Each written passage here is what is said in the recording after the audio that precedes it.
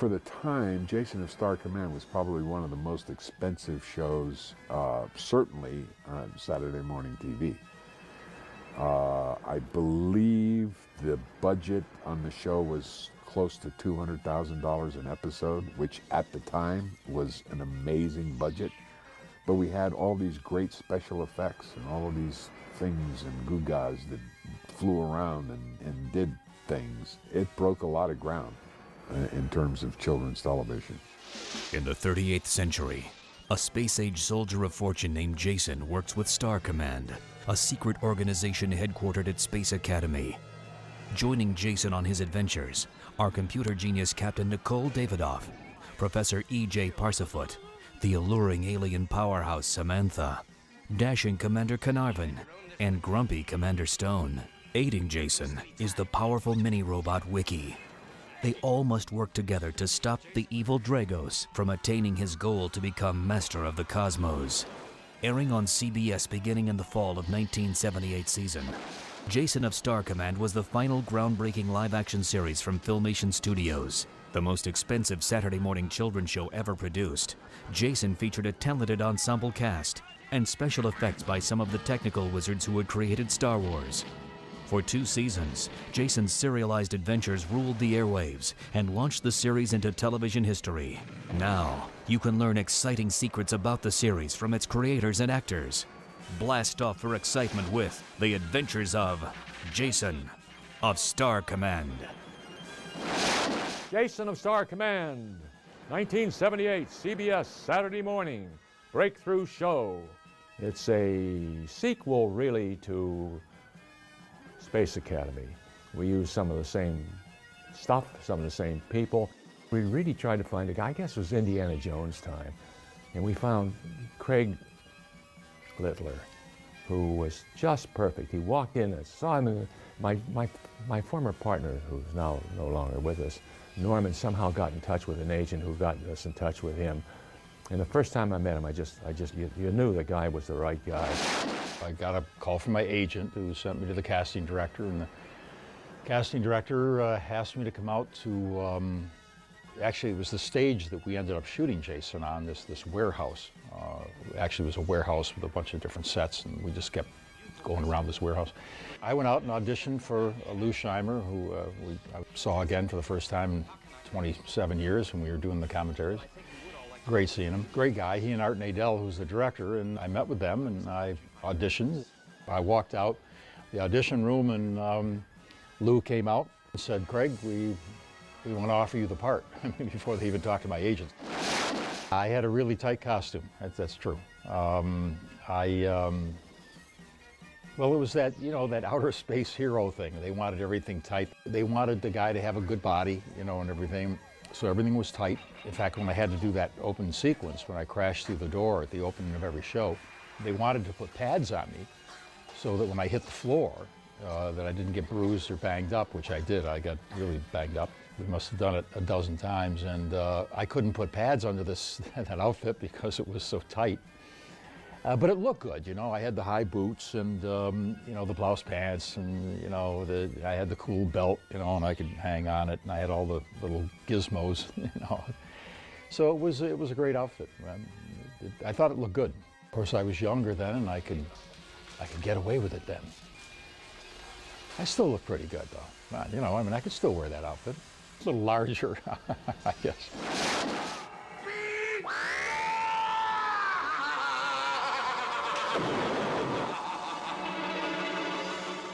We had Sid Haig, who had done nothing but motorcycle pictures before that. He was always riding a motorcycle and killing somebody. Perfect villain. He did the helmet. It was built around his head. I mean, he couldn't get it off after a while. This business is really very funny. With the body of work that I had, I said, I would probably never be asked to do a soap opera. And 126 episodes of Mary Hartman later, I was proved wrong. And another thing that I often thought was that I would never be asked to be in children's programming. And one day I got the call to go in for an interview for Jason of Star Command. well, you know, stranger things have happened, I guess, but not to me. And I went in, it was a very easy process, one interview, and it was a done deal. And I had a great time doing it. I think the costume did more acting than I did. We're talking about 1978, and they had basically just started working with AB compounds, you know, where you put the two things together and it becomes a foam substance. That's how they were going to create the helmet. And so they laid me down on a table and put a paper towel tube in my mouth and wrapped my head in saran wrap and then poured this stuff over my head. And it hardened. And there I was with this big kind of tan blob on my head, which they cut away enough so that they could get it off of me, and then basically sculpted the helmet from there down to something that was maybe 1/4 of an inch thick, very light, easy to work with. And they went to a toy store and bought like 25 or 30 different models, car models, plane models, ship models, and they took all the pieces, threw them out on a table, and just started grabbing stuff and sticking it on the helmet. The one thing that no one really thought about until after it was done was that when they cast Craig Littler as Jason, lo and behold, we were both the same height. And Dragos had to be more imposing, bigger, more menacing.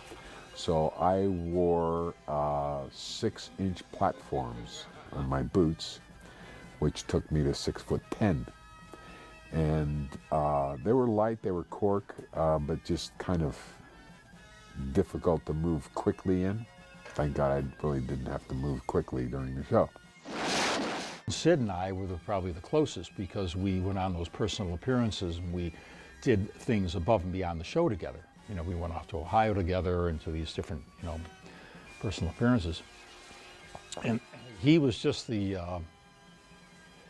was the antithesis of his character. He was absolutely the complete opposite. He's this big, huge guy.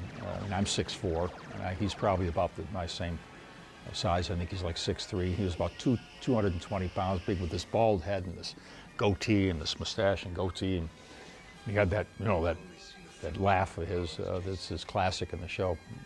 He was just the antithesis of what you saw there. He was the sweetest guy in the world.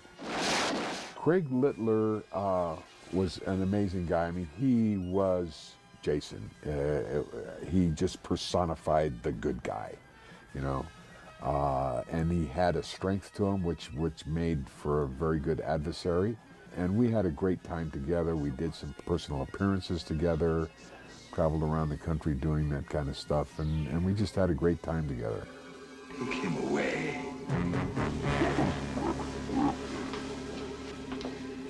You shall not escape this time, Jason. The cast members were great. I did most of the work, I suppose the first year, most of it was with Susan O'Hanlon, and then Tamara Dobson the second year because she took over for Susan. Susan I think she actually went by Susan O'Hanlon in the show, but that was her stage name, was Susan Pratt. Susan was great. She was very darling little girl. I mean, she was small, you know, and just darling, really sweet, good little actress. Charlie Dell, who was the comic interest, and Tamara Dobson, who was a beautiful, beautiful black lady. I wish she had been here to the audition today. I would like to hire her all over again. Charlie Dell was a great young actor to work with. He played Parsafoot, this really bizarre sort of, you know, other world sort of character. He was great. He was a very animated, real creative guy. He took that little character and made a lot out of it. I mean, it was really quite, you know, quite fun. He made it really fun. I think what a lot of people didn't realize at that point is how good an actor he is. As you were. Tamara Dobson was, and you know, is, I should say, a striking woman. She is well over 6 feet tall, so we were almost eye to eye, and very very exotic looking, and just, she was a clown. She would cut up, she would have a great time, she'd pull little tricks and stuff, and it was just always a pleasure to be around her. You might remember Jimmy Doohan from all of the Star Trek movies. Played Scotty, okay? And that show was down, of course, when we were doing this show, so he was signed on as the commander. A consummate professional, rolled with the punches, and I was just so happy he came in one day and made the announcement that they were going to do the first Star Trek film, and he was going to, reprise his role as Scotty. I was just so happy for him. John Russell took over for Jimmy Doohan in the second season, and by that time we had gone intergalactic, if you will. And so he was obviously from a planet other than Earth because he was blue, and never complained about having to get into the chair and go blue every day. And I had worked with John Russell before in the pilot for Alias Smith and Jones. So we were able to reconnect for Jason of Star Command, and the guy is just an absolute pleasure to be around. The most difficult cast member was that little Wiki. Yeah, Wiki was a problem. Wiki had a life of his own. I mean, it was just this little box that they had hooked up to these and he would beep, with his little beeps to answer us. And it never wanted to work. The thing wouldn't work. We'd be shooting and they'd be going, cut, cut, cut. They couldn't get it to beep, they couldn't get it to walk because he had to walk, and they had him on wires, and then they'd have him walk along this little, parts of the set and along the floor, and it's just amazing. That little thing had a mind of its own. It's like it was alive. It just decided not to work, and of course then they'd shut the camera off, and they'd start working. They go, roll them quick, and then of course it'd stop again.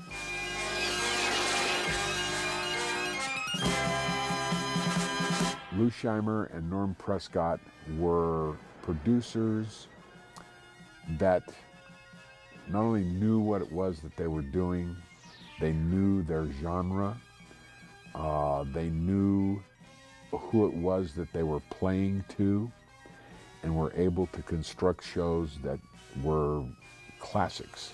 Not only Jason of Star Command, but I'll just name one, Fat Albert, okay? Everybody remembers that show. And they were gentlemen. They were classic Hollywood gentlemen. I met up with Lou Scheimer at the San Diego Comic-Con in July of '06. And I had to tell him at that point that he didn't know it at the time, but he not only saved me career-wise in terms of feeling good about what I was doing and who I was, but he literally saved my family financially by giving me that role. And he joked and he said, God, I could have gotten you cheaper. I did have to mow his lawn a couple of times, but that's okay. That's all under the bridge. Lou was just the sweetest guy in the world. As you know, I just saw him here earlier today. I mean, he's still here, I think. And I just, I hadn't seen him in so long. I mean, he looked, in fact, I think he was sitting here when I first saw him, and he looked almost the same. I mean, 27 years later. Art Nodell was a director who is the kind of guy that I like to work with. He had a clear vision for what it was that he wanted to do. He was able to impart that to you, and then he kind of just got out of the way and let you do your work. I think he directed every one of them. I don't recall another director. I think he did all of them.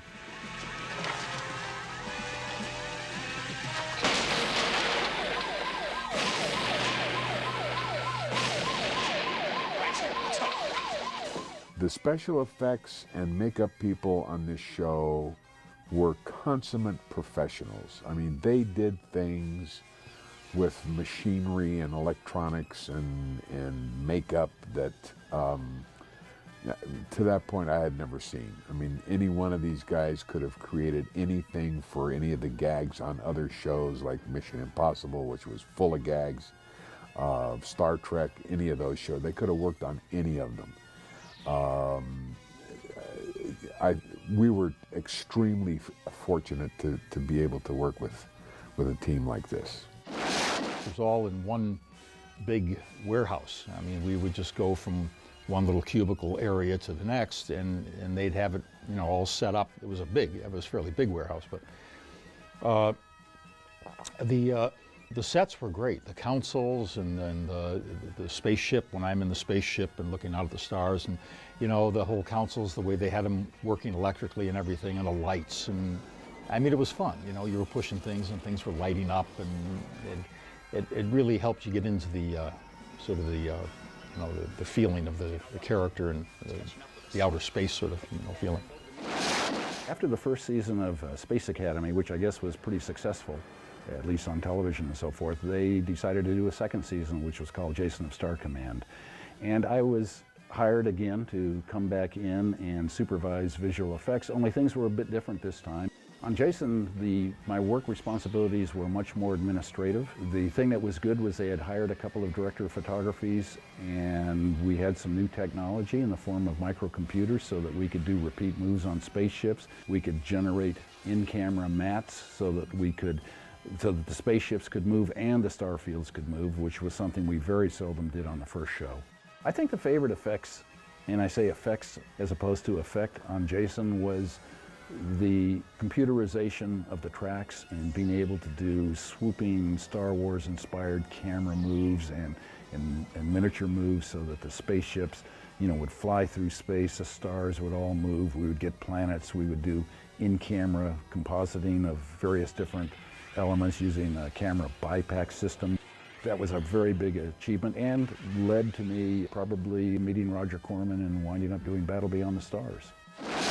On Jason of Star Command, I was credited as I remember, as doing stop-motion visual effects along with Stephen Sherkis. And we would do the stop-motion critters usually. The insect creature in the first season, that thing appeared in 2 episodes of the first season. And then in the second season, we got broader responsibilities. I think we did 4 or 5 stop-motion creatures. And then we also did various compositing effects using our front and rear projection units. We composited the giant creature that John Buechler created in the second season, and also added spaceships to scenes where they actually wanted to show the live action people in the same scene with them. Stephen, being the sculptor, would start with this design. He would build the armature, the stop motion metal skeleton that goes inside of the creature. He'd then sculpt the creature in clay over this metal skeleton, make the appropriate molds, inject foam rubber into the mold, paint it up, and that was Stephen's responsibility. My main responsibility was lighting and photographic work, so I would set up the front projection, the camera, and the lighting to make it look like it's blending into the background. And then when it came to the actual hands-on animation of the stop motion, Stephen and I split that pretty much 50-50 through the show. We would use front and rear projection to composite the live action with the stop motion, which was, you know, the old standby system that Willis O'Brien used on King Kong and Ray Harryhausen used on Seventh Voyage of Sinbad. We'd shoot the live action on the stage onto 35mm film, make background plates. The lab would make background plates. We would then put these into special projectors. In fact, one of my projectors that I used had originally been built for Citizen Kane, so it shows, you know, how old these things are. The technology did not change. It was very standard over the years and of very high quality. And we used front projection because I think the image quality was better. You would project from the front onto a Scotch-Light screen and create split screens in much the same way that Ray Harryhausen did, what they call his dynamation, to take out the support. So the creature would be standing back into the live action. He could come out from behind a real rock and peer around it. that was all done with miniature front projection and stop motion right on a miniature stage. I had just hit Hollywood, and I was hungry to work. I actually had some jobs doing props, building Pillsbury Doughboys and that sort of thing, but that's not really what I wanted to do. I wanted to do makeup effects and creatures.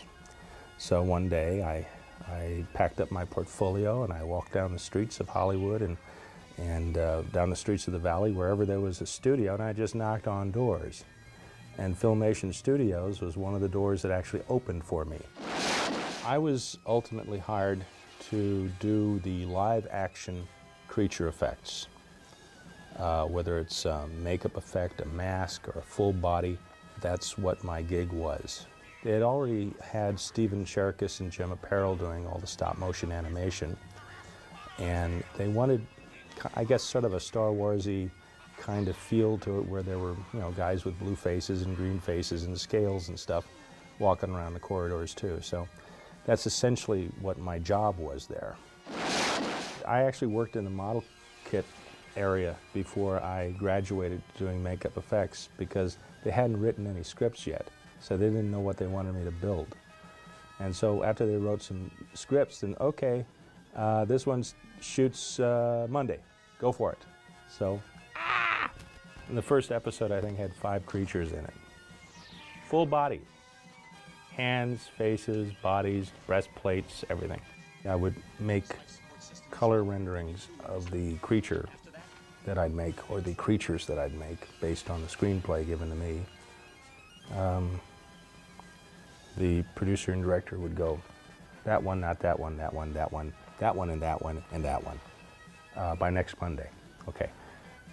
And so the process would then be for me to throw some clay on a life mask and start sculpting very quickly, and make a mold and start pumping out foam replications of the mask. Meanwhile, I'd begin to build the musculature understructure. I'd start with a spandex body stocking. I'd use foam, like upholstery foam, and build muscle groups on it, glue it to the body stocking. I'd spatulate foam latex over the muscles, and I'd put aluminum foil over it. I'd bake it with a hairdryer because they didn't have a walk-in oven at the time. Then I'd paint it, stick hair on it if it needed it, and it was done. I'd say that there's a soft spot in my heart for that boardroom of monsters at Dragos's table. None of them were really terrific works of art, but I think in context with the color and the lighting, and with Dragos there, and the monsters didn't have any dialogue. They were, you know, it was just fine. You know, I think you have to look at one of these shows in the context of what it is. It's a kids' TV show that goes on Saturday mornings, and given the limited resources, I think it turned out just fine. I'm looking forward to seeing the release on DVD. I have an 11-year-old and 2 6-year-olds. Being a person who does primarily horror films, they don't get to see too much of my work, so it'll be great. Since Jason of Star Command, I stayed with stop motion for a number of years. I did stop motion on Dreamscape and on Troll. In fact, Troll was directed, the live action was directed by John Buechler. So there we collaborated together in a different way. And mostly I was doing photographic work for many years. And of course, once the computers came in, I had to learn that and change over. But I will say the things I learned on Jason, the disciplines and many of the concepts, and carried over to what I do on the computer now. So nothing is ever lost. We're using different approaches, but you know, the process of analyzing and coming up with creative solutions is still very much the same. Over the years that I've been working in the industry, special effects, visual effects especially have changed with the advent of digital animation, of computerized images, and all of the things, really sophisticated motion capture and performance capture. However, in reviewing some of the images on the show, I have to say I'm pretty proud of what we generated for Space Academy and Jason of Star Command.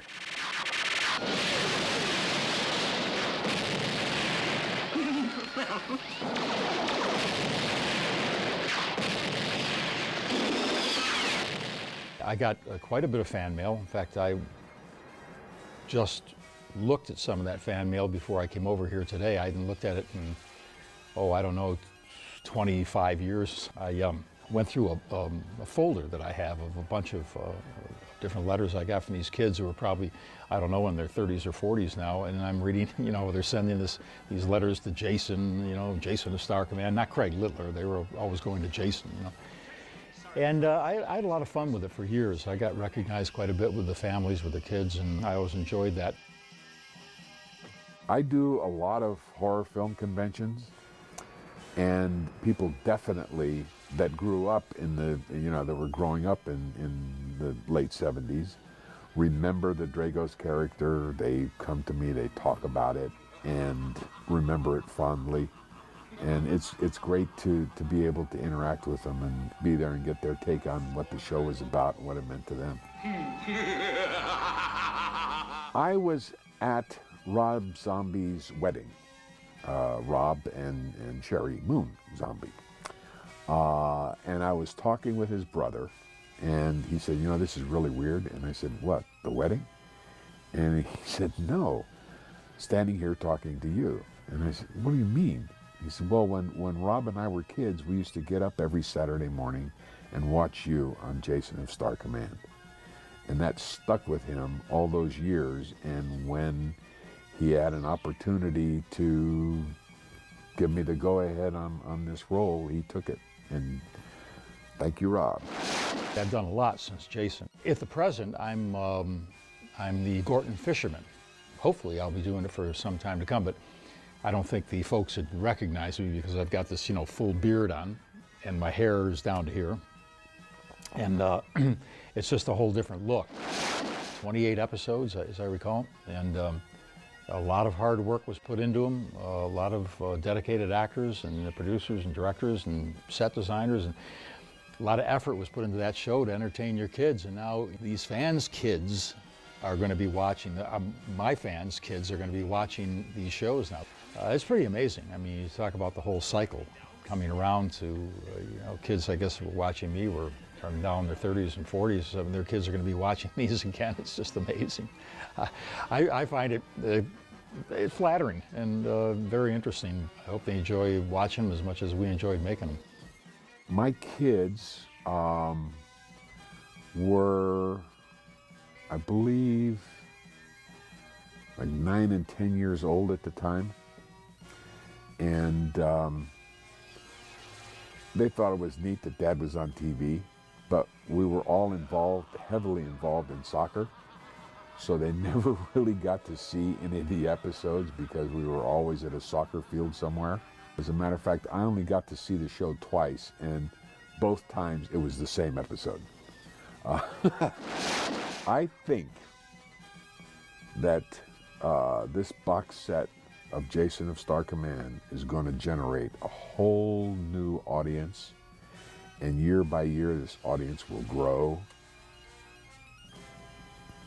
because I said so. I'm glad you liked it.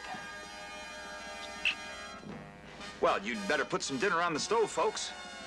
I'm coming home. We'll be waiting, Jason.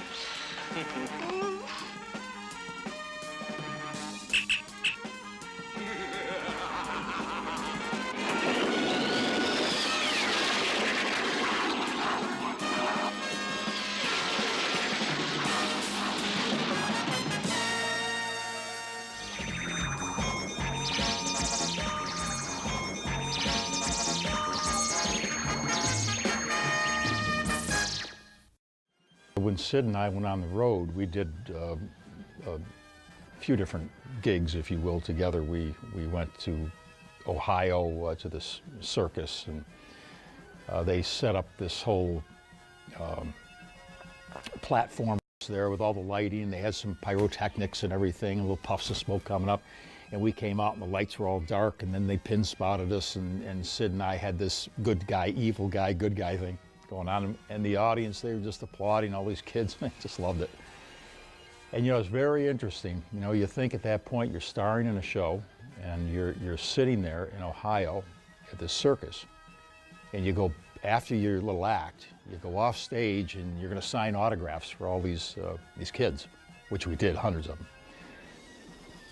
I mean, it was absolutely classic. Now, 20 feet away to my right were elephants, the back ends of elephants. I mean, it was just so bizarre.